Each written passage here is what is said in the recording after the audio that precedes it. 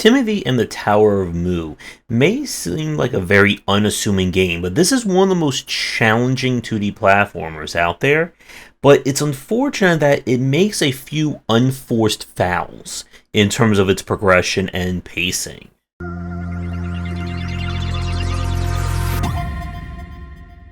Timothy and the Tower of Mu is the second game in a series that tries to, be a blurb or blend of modern retro gameplay.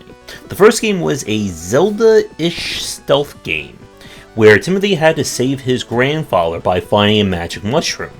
In this game, Timothy has to save his grandfather again, because apparently the mushroom was cursed. So basically the entire story involves having to save his grandfather by doing ever increasingly more dangerous 2D gaming. So this is a very, very pure action platformer. While there are 2 upgrades you will get over the course of playing the game, they do not add any real movement tech or long-standing abilities. They're mainly used to get past certain obstacles. The flow of the game involves you climbing, the Tower of Mu, which is a massive exercise of platforming and death traps. In terms of your actual moment-to-moment abilities, you are able to move, jump, you have a dash that you can perform both on the ground and in the air, and you have Timothy's magic slingshot that you can use to deal damage. The structure of the game involves you going from section to section. You're looking for these various pits, which are the game's version of dungeons. Each pit has a respective key you need to find, get into the dungeon, do even more insane platforming, and then you are able to fight the boss, which beating them will get you a crystal and you move on to the next.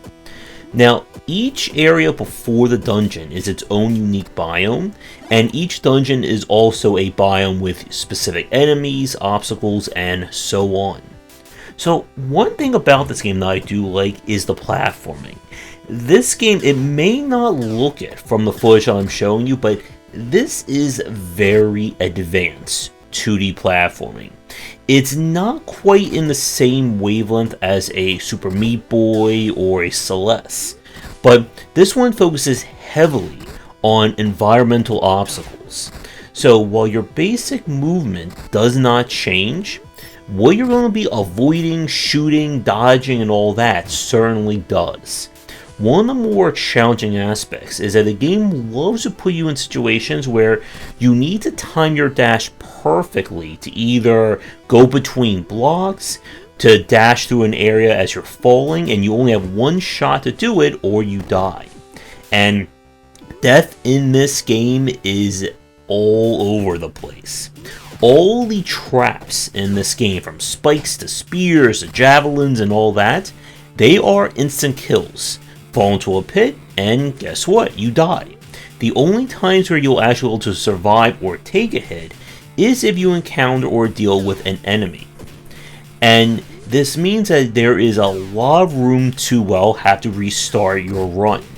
You only checkpoint at these kind of save orbs that are placed throughout the world, and of course the distance between them will grow more and more as you get further into the game. You can recover health at fountains or by buying healing items, but that is about it, and again, you do not recover health if you get hit by a death trap.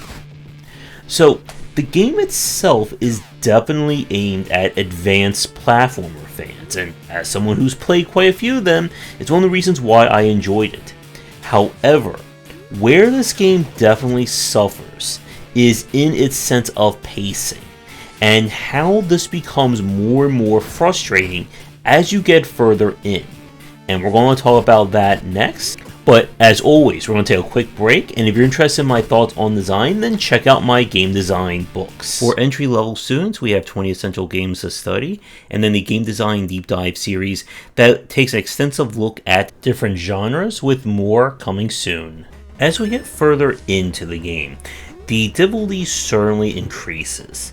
The level of platforming you're going to need to do to make it through these sections certainly goes higher and higher. If you are a fan, again, of expert platforming, Timothy certainly will help you there. But my problem with the game comes with its structure, and this becomes more and more frustrating. So the first point, as I said in the last section, that the distance between checkpoints gets further and further. Room size gets increased as well. So you'll go from where a typical room would be maybe one major section of platforming and traps to 2 to 3 to sometimes 4. And if you die at any point in there, well, guess what? You have to repeat everything you did beforehand. This game gets to the point where, in some cases, you will have to go entire rooms before you even get another checkpoint. And again, death can come very quickly in this game. All the enemies are built on very specific and fixed patterns of their attacks, which is good. However, most minor enemies will respawn when you go off screen. Think of this as like the Ghosts and Goblins Ninja Gaiden example there. So getting knocked down, missing a jump or anything like that, guess what? It means that you now have those enemies now back to hit you, knock you off platforms, and so on and so forth. As we get further into this game, there's a general puzzle element to each area to get into the dungeons. Now, some of it is just you having to find a key, but then there are some that requires you to do backtracking. And while this game may not look it, there is a lot of backtracking going on. For one particular quest, you will need to repeat the same area 3 times. You have to go up to then get an item, to then go back down, to give it to the person, to then go right back up again. And there's even one part that basically stopped me from streaming this game, which requires you to grind ingredients to cook food for a character in order to get the key. This is never referenced or never really hinted at anywhere else, and it just kills the flow of it. And this kind of weird difficulty pacing persists throughout the entire game. Sometimes you'll be able to quickly get through sections, other times you're going to be stuck at something, and you'll have to keep repeating previous points to get back to it. Boss fights are very interesting, but they play more like puzzle battles rather than traditional 2D platforming. But it generally works. My biggest advice is that you definitely want to stock up on your healing items, the first and second one, as this will allow you to brute force and generally avoid the frustration of some of the annoying enemy patterns and layouts. My overall issue with this game, again, is that it feels like they're trying to make some sections difficult for the sake of being difficult. And for a game that's already hard enough, it doesn't need to have like these very annoying puzzle sections, and I wish there were a little bit more ways of backtracking. You do have these paths that you can unlock, but they cost a lot of money, and overall there's no real reason to return to an area other than if you're lost and trying to get back to a certain spot. One final complaint is that we ran into some bugs while playing the game. Timothy got like stuck through a wall, refused to jump, and even we kind of like phased through the area and fell to our death in one spot. The game also has an issue when it comes to kind of registering hit spots on certain enemies. There is a boss fight with this like giant mech style enemy who I could not find the proper way to jump on to actually hit him, because it felt like everything I was touching was causing me damage. And there was definitely some weird like hit detections going on in a few of those areas because of it. My overall review of this game is that if you are a fan of hardcore platforming and you're looking for something that is less physics driven, like a Super Meat Boy or a Celeste, then Timothy and the Tower of the Moon will work for you.